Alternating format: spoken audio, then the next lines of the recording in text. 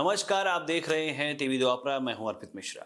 दिल्ली विधानसभा का चुनावी बिगुल बज चुका है और इस बिगुल में महागठबंधन में कुछ बेसुरे राग छिड़ गए हैं। दरअसल महागठबंधन में कांग्रेस और आम आदमी पार्टी दोनों शामिल है, लेकिन जब बात अपने अपने मजबूत राज्यों की होती है तो महागठबंधन की सारी पोल खुल जाती है। भाजपा का मुकाबला करने की बात करने वाले दल आपस में ही खींचतान मचाने लगते हैं।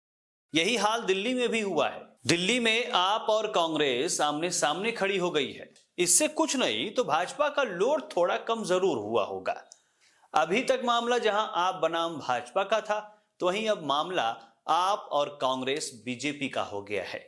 इसमें कहानी खराब होगी तो आम आदमी पार्टी की। आप बनाम कांग्रेस की लड़ाई दिल्ली में थोड़ी इसलिए भी हैरान करती है क्योंकि करीब 7 महीने पहले ही दोनों पार्टियों ने लोकसभा चुनाव 2024 एक साथ लड़ा था, लेकिन दिल्ली विधानसभा चुनाव आते ही दोनों दल अलग अलग लड़ाई लड़ते नजर आ रहे हैं। इसमें सबसे पहले प्रहार खुद कांग्रेस सांसद राहुल गांधी ने दिल्ली के सीलमपुर में एक चुनावी रैली करते हुए किया। इसमें दिलचस्प ये है कि क्षेत्रीय स्तर पर कांग्रेस नेता अरविंद केजरीवाल पर बयानबाजी पहले से भी देते रहे, लेकिन यह पहली बार था जब राहुल गांधी ने सीधे तौर पर अरविंद केजरीवाल पर निशाना साध दिया। सीलमपुर में राहुल गांधी ने कहा कि केजरीवाल जी आए और कहा कि दिल्ली साफ कर दूंगा, भ्रष्टाचार मिटा दूंगा, पेरिस बना दूंगा। अब हालात ऐसे हैं कि भयानक प्रदूषण है, लोग बीमार रहते हैं, लोग बाहर नहीं निकल पा रहे। जैसे मोदी जी झूठे वादे और प्रचार करते हैं, वैसे ही झूठे वादे केजरीवाल करते हैं। इन दोनों में कोई फर्क नहीं है। इस बयान की चर्चा हो ही रही थी कि अरविंद केजरीवाल ने भी राहुल गांधी पर निशाना साध दिया।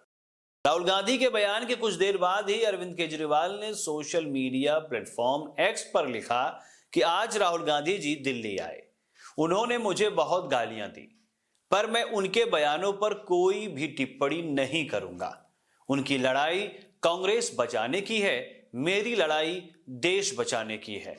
यह और बात है कि यह चुनाव दिल्ली का है। मतलब इशारों इशारों में केजरीवाल कांग्रेस की खराब हालत पर भी तंज कस गए। अब इसमें भी कांग्रेसी तिलमिलाए हुए हैं। इतना ही नहीं, एक और सोशल मीडिया पोस्ट पर केजरीवाल ने तो कांग्रेस और भाजपा में जुगलबंदी बता दी। उन्होंने कहा कि क्या बात है कि मैंने राहुल गांधी पर एक ही लाइन बोली और जवाब बीजेपी वालों से आ रहा है।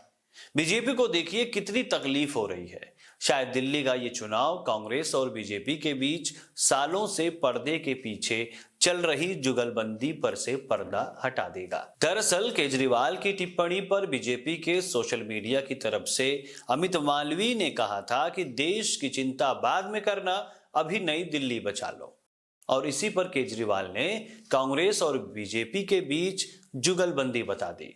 वैसे कांग्रेस अब पूरी ताकत से केजरीवाल के पीछे पड़ गई है।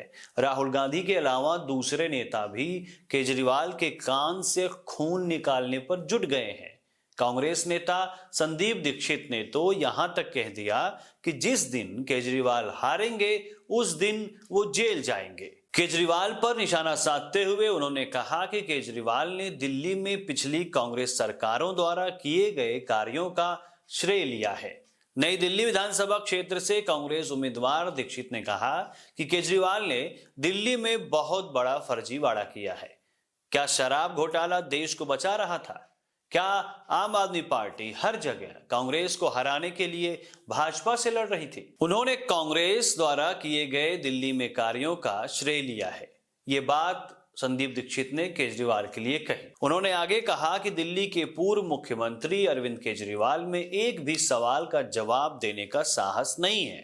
कांग्रेस नेता ने कहा कि जिस दिन केजरीवाल चुनाव हार जाएंगे वो जेल जाएंगे। वैसे राहुल केजरीवाल दोनों नेताओं की बयानबाजी से महागठबंधन या इंडिया ब्लॉक की हालत कमजोर नजर आने लगी है। साफ हो गया है कि इस गठबंधन में जितने भी राजनीतिक दल शामिल हैं, सबके अपने अपने स्वार्थ हैं।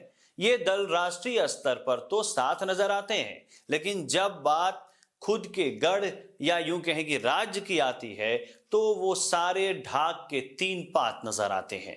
सारी एकता उनकी फुस हो जाती है, ये आपस में ही लड़ने लगते हैं। हालत ये है कि अब न तो गठबंधन का कोई स्वरूप नजर आ रहा है और न ही उनके आपसी तालमेल का कोई स्वरूप है। उनका कोई एजेंडा भी अब साफ नहीं है। इससे जाहिर है कि जो भी गठबंधन है वो बस परिस्थितियों पर निर्भर हो गया है। अभी राज्य स्तर के चुनाव में सारे दल अलग थलग हैं, सबके अपने स्वार्थ और सबकी अपनी लालसा है। लेकिन जब साल 2029 का लोकसभा चुनाव नजदीक आएगा तो मुमकिन है कि फिर से ये सारे दल एक साथ आकर एक दूसरे की अच्छाई बताने लगेंगे, जो कि अभी बुराई करने में व्यस्त हैं।